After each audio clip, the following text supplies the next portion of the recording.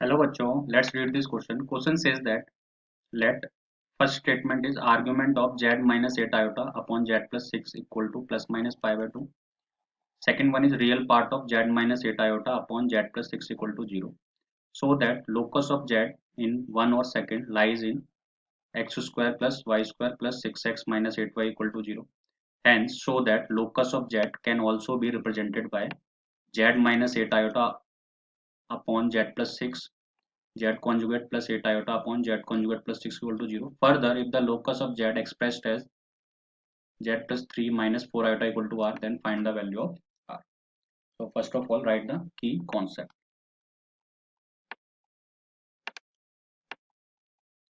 So key concept is if argument of complex number z is plus minus pi by 2, which means z is purely imaginary.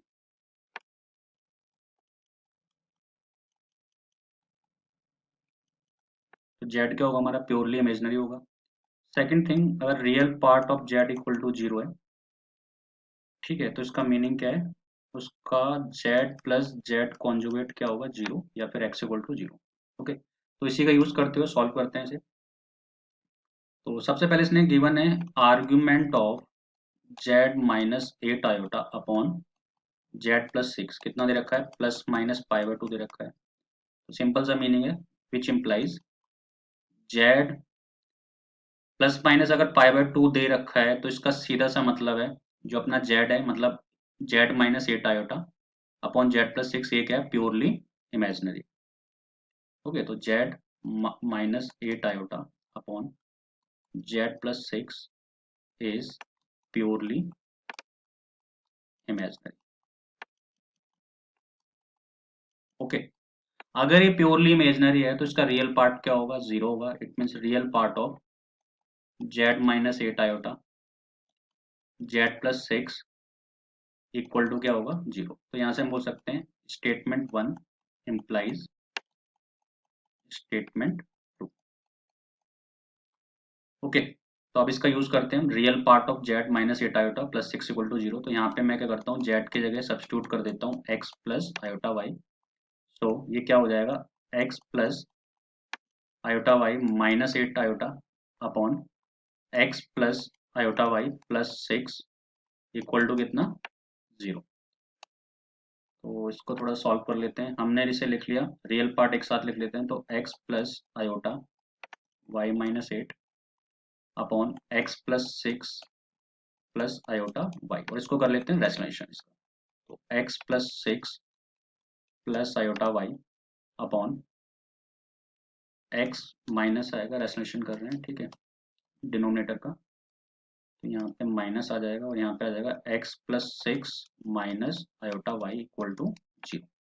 जब हम इसको solve करेंगे तो numerator में जो हमारा आएगा रिजल्ट वो क्या आएगा, देखो रियल पार्ट आएगा x इंटू एक्स प्लस 6, ठीक है, और आयोटा जब इससे मल्टीप्लाई होगा तो plus y into y minus 8, ये रियल पार्ट आ जाएगा प्लस. अब इमेजिनरी पार्ट को कैलकुलेट करते हैं. ठीक है, तो इमेजिनरी पार्ट क्या आएगा जब ये इससे मल्टीप्लाई होगा it means y minus 8 x plus 6, और जब ये इससे मल्टीप्लाई होगा तो माइनस का iota x y that is x y, और अपॉन में a plus b a minus में बी, तो ये बन जाएगा एक्स प्लस 6 का होल स्क्वायर, और iota y minus iota square y square आएगा तो वो प्लस वाई स्क्वायर आ जाएगा बिकॉज आयोटा स्क्वायर माइनस 1 होता है. तो यहाँ से ये आ जाएगा. अब ये 0 है तो इट मीन्स इसका रियल पार्ट क्या है 0 है. अगर इसका रियल पार्ट 0 है तो क्या इंप्लाइज करता है x into x plus 6 plus y minus 8 upon x plus 6 का whole square plus Y square equal to 0, क्योंकि रियल पार्ट 0 है.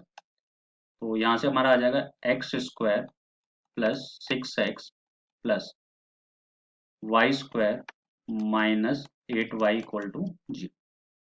तो ये प्रूव हो गया. ठीक है, इसने क्या बोला था कि so that locus of z lies in this one. ठीक है, hence we can say that hence locus of z lies on x square plus y square plus 6x minus 8y equal to 0. ठीक है, अब आगे क्या बोला है इसने, hence so that locus of z can also be represented by this one। Okay, तो question में क्या बोला था, इसका जो रियल पार्ट है मींस किसका, z minus 8 iota upon z plus 6, ये क्या था, जीरो था। तो अगर रियल पार्ट किसी कॉम्प्लेक्स नंबर का जीरो है तो हम क्या बोल सकते हैं कि गिवन नंबर यानी कि z minus 8 iota upon z plus 6 और उसका कॉन्जुगेट, और उसका क्या, कॉन्जुगेट, उन दोनों का सम क्या होगा, जीरो होगा। तो ये भी प्रूव हो गया हमारा। ठीक है, अब थोड़ा सा लिख देते हैं इसको, z minus 8 iota upon z plus 6, z conjugate, minus 8 iota conjugate आएगा तो प्लस 8 आयोटा हो जाएगा, और नीचे हो जाएगा z conjugate plus 6 equal to zero. तो ये भी प्रूव हो गया हमारा। ठीक है, इसने बोला था। अब further if locus of z is expressed as this one then find the value of r। ठीक है, तो हम क्या करते हैं, इसको लिख लेते हैं पहले, z plus 3 minus 4 iota equal to r। तो z को हम रिप्लेस कर देते हैं x प्लस आयोटा y से, तो ये हमारा क्या हो जाएगा, x plus iota y plus 3 minus 4 iota equal to r। तो रियल पार्ट को एक साथ लिख लेते हैं और इमेजिनरी पार्ट को एक साथ लिख लेते हैं।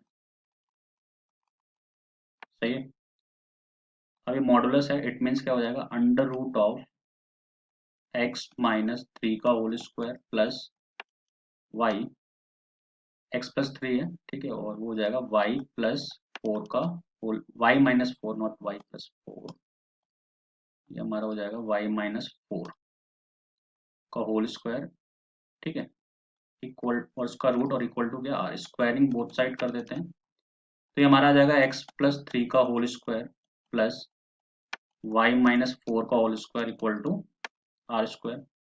इसको एक्सपेंड कर देते हैं, A square plus B square plus 2ab, और यहाँ पे A square plus B square minus 2ab equal to कितना, आर स्क्वायर। तो यहाँ से हमारा आ जाएगा x square plus Y square plus 6x minus 8y, 16 और 9 25 हो जाएगा, तो इसको इधर ले आते हैं, आर स्क्वायर माइनस 25।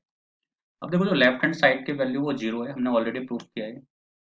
ठीक है, लोकस में x square plus 6x plus Y square minus 8y equal to zero, तो इसको हमें सब्स्टिट्यूट कर सकते हैं, ये हो जाएगा जीरो, और ये हो जाएगा आर स्क्वायर माइनस 25। तो यहाँ से जो आर स्क्वायर की वैल्यू आएगी वो आएगी 25, और मॉडुलस की वैल्यू है आर, तो ये ऑब्वियस है पॉजिटिव होगी, तो आर की वैल्यू आ जाएगी 5। ओके, तो हमने प्रूफ कर दिया। ठीक है, गिवन डेटा जो भी इसने बोला था क्वेश्चन में, प्लस हमें आर की वैल्यू फाइंड करनी थी तो वो भी हमने फाइंड कर दी। ठीक है, तो hence we prove that locus of z lies in this one and r is 5 using argument of z plus minus pi by 2 means z is purely imaginary and real part of z equal to 0 means z plus z conjugate equal to 0।